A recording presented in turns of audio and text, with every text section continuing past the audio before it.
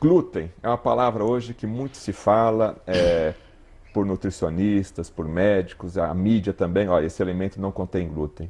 Doutor Laí, na verdade, o que é o glúten e o que ele faz no organismo? É o seguinte, existem certos cereais, principalmente o trigo, o centeio, a cevada, que tem uma proteína que se chama glúten. Os últimos anos, esses cereais vêm sendo trabalhados para aumentar a concentração de glúten, que isso é bom para quem produz. Só que o glúten, ele pode ser remédio, pode ser alimento para a maioria, mas pode ser veneno para muitos. E é uma proteína muito difícil de ser metabolizada. E quando ela existe dentro dessa proteína, chama gliadina, e a outra chama glutenina.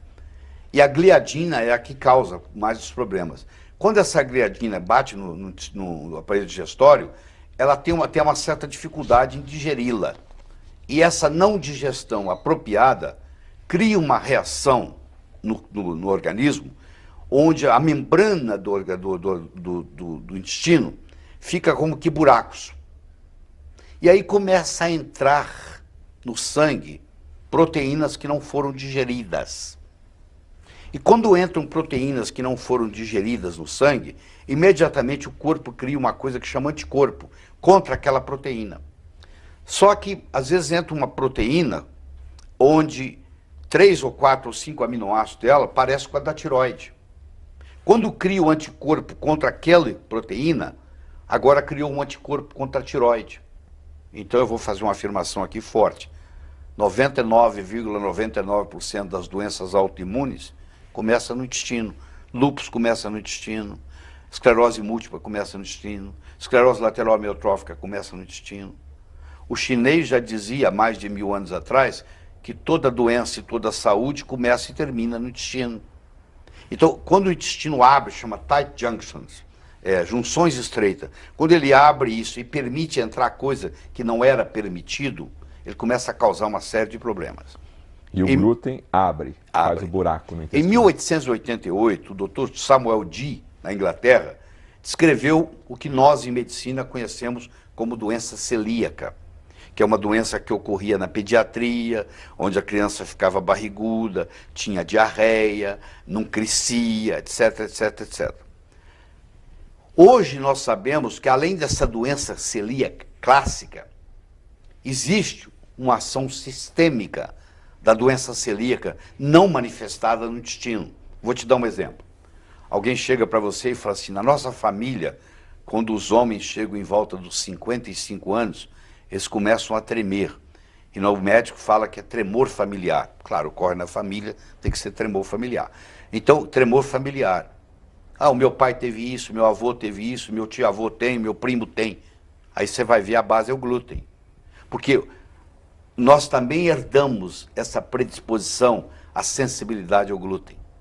Então, se eu tenho sensibilidade ao glúten, e isso é silencioso, ninguém sabe, dos 20, 30, 40 anos para a doença se manifestar, e eu vou lá e manifesto um tremor, é porque essa reação do glúten foi no meu cerebelo, ele destruiu as células de Purkinje, que fazem a coordenação, então eu perdi o controle. Eu pego um paciente desse, eu tiro totalmente o glúten dele, e em 2, 3 semanas, ele pode até parar de tremer. Agora, como que eu faço para saber se eu tenho essa sensibilidade ou não? Tá. Existem exames de sangue e existem biópsias. Existem 3 exames de sangue importantes. É um que mede o anticorpo antigliadina, o outro anticorpo antiendomísio e o outro anticorpo antitransglutaminase tecidual. Falando nome difícil aqui. Então, mas esses exames, eles não são 100% confiáveis. Nem a biópsia é confiável, porque você imagina que eu vou ali no mar e pego um balde d'água e não vem peixe. Eu posso dizer que o mar não tem peixe? Não, não veio no balde. Eu posso biopsiar um lugar que não tinha. Eu não posso biopsiar o intestino inteiro. O intestino inteiro, se você esticar ele dá uma quadra de tênis.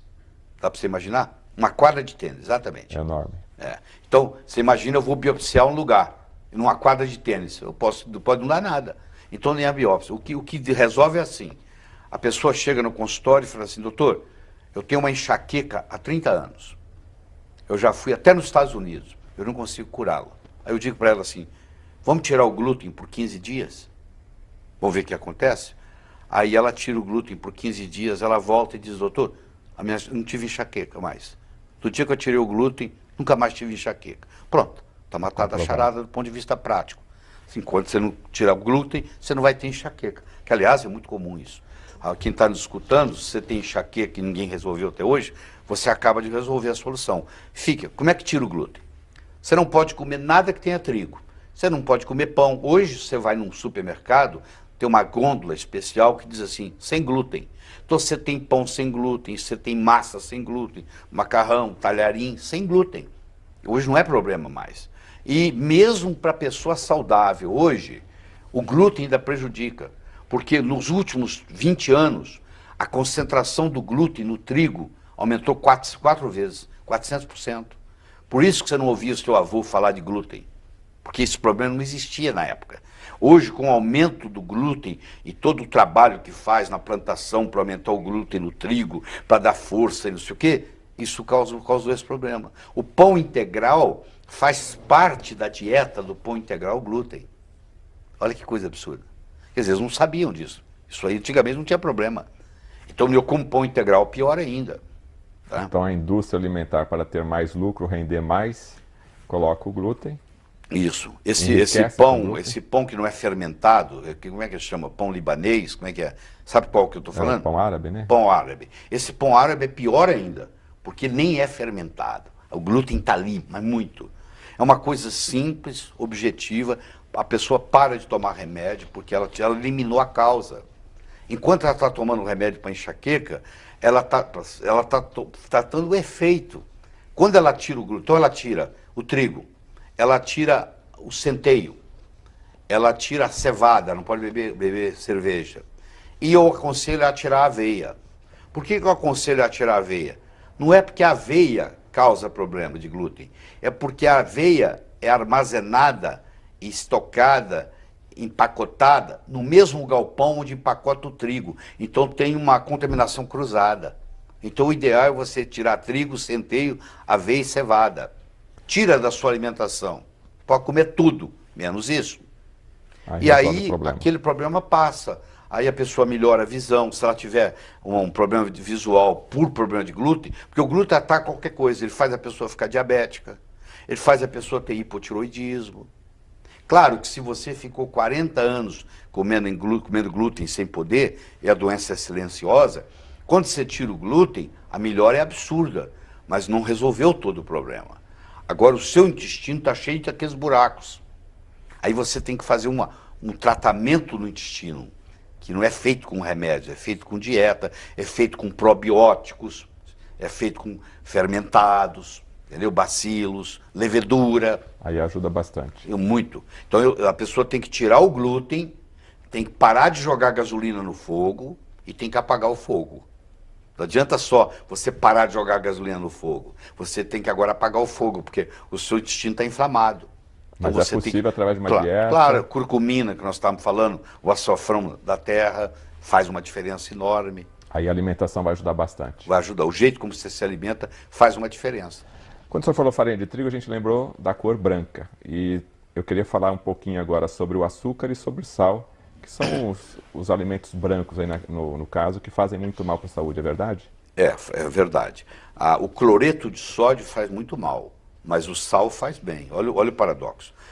O sal integral faz bem. Só que quando eles refinam o sal para fazer aquele pozinho branquinho, bonito, para colocar na mesa, eles usaram produtos químicos para poder fazer o sal clarear. E aquilo ficou lá. E tiraram os 80 e poucos minerais que estavam lá. Quem está falando para vocês é um cardiologista. Eu sei que isso aí vai ser impactante para você, porque vai parecer um absurdo. Quem usa cloreto de sódio, a pressão sobe. Quem usa sal integral, a pressão baixa. Muitos pacientes tratam pressão alta com sal integral, porque quando você ingere o sal integral, lá tem magnésio. E muitas pessoas são hipertensas, têm pressão alta, por deficiência de magnésio. E quando eles mudam para o sal grosso, o sal de churrasco, não adianta você comprar um sal marinho refinado. O sal marinho refinado, você só vai gastar mais dinheiro, porque virou aquele pozinho branquinho. O sal bom, ele não é branco, ele é meio cinzento, entendeu? Mas que sal que seria? Porque a pessoa em casa deve estar perguntando, onde que eu compro esse sal? Como é que O melhor comercialmente? deles chama-se sal rosa do Himalaia, que é importado no Brasil, vai nas casas de produtos naturais, e eu não estou fazendo propaganda nenhuma, não tem nada a ver com nada, não precisa ser propaganda, garoto propaganda de ninguém. Existe um sal do Rio Grande do Norte, de Mossoró, que chama Sinsal, com C. Entra na internet, Sinsal. Aí você compra o sal marinho não refinado, que eles chamam de flor de sal. Aí sim, aí te faz bem.